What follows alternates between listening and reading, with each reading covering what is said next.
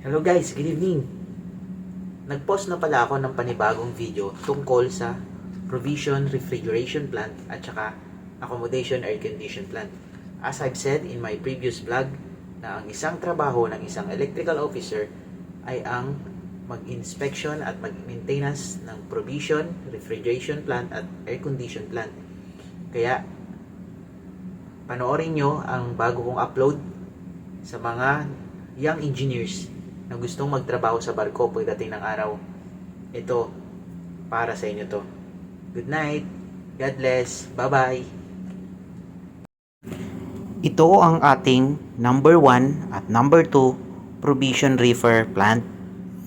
Laging dalawa ang ating provision reefer compressor. Kasi, just in case na magkaroon ng abnormal sa isang compressor, ay meron tayong backup para hindi masira ang ating pagkain, ang mga provision. Ito pala ang tinatawag na compressor. Ito naman ang tinatawag na oil separator. Ito naman ang tinatawag na accumulator. At ito naman ang tinatawag na condenser. Ito naman ang tinatawag na condenser side glass. Dito mo makikita ang level ng refrigerant kapag ang system ay pinump down. Ano ba yung tinatawag na pump down? Ang tinatawag na pump down ay ang liquid line stop valve ay sinasara upang ang mga refrigerant ay makokolekta sa loob ng condenser. Ito naman ang tinatawag na gauge panel. Ang high pressure gauge, ang low pressure gauge at ang oil pressure gauge. Ang high pressure gauge, dito mo makikita kung mayroong abnormal na pagtaas ng pressure sa system.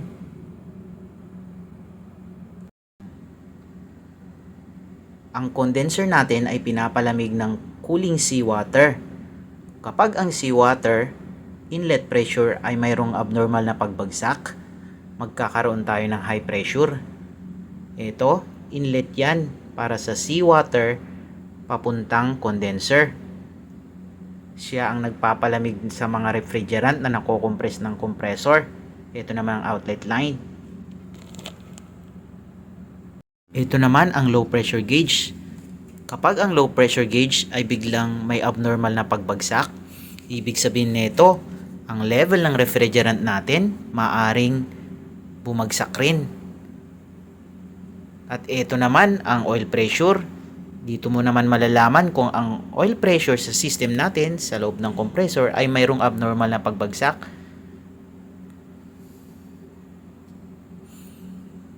Katulad nito sa kabilang compressor, dapat yan in between yan ng low level at saka maximum level.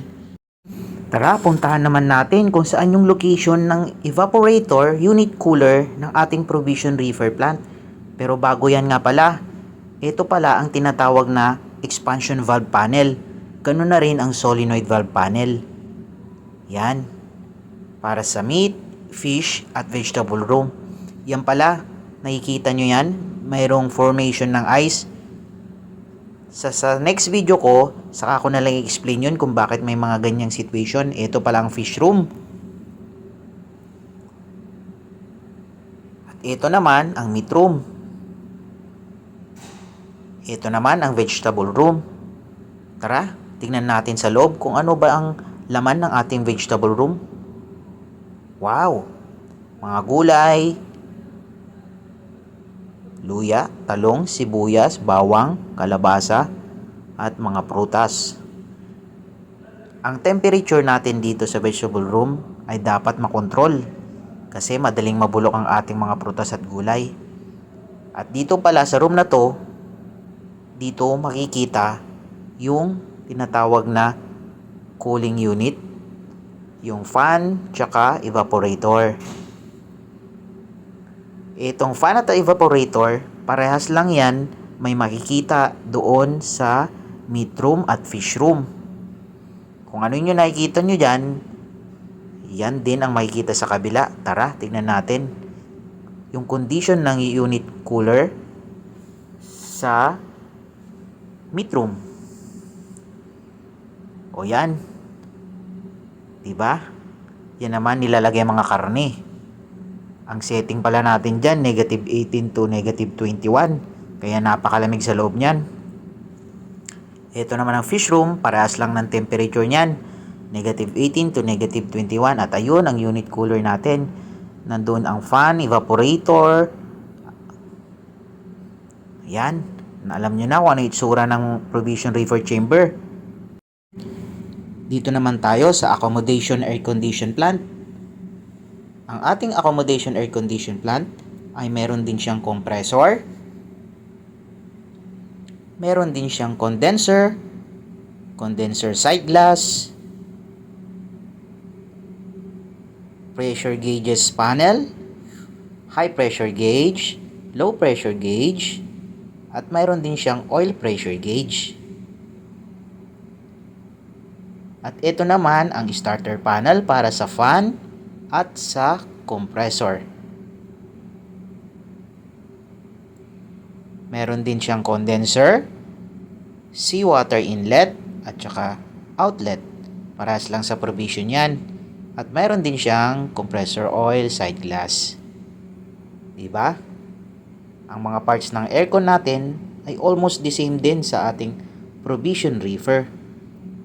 Siya nga pala, karagdagan, ang ating air condition plant para sa accommodation ay mayroon yung fan motor para siya yung mag-circulate at mag-suction at mag-supply palabas at paloob ng accommodation room.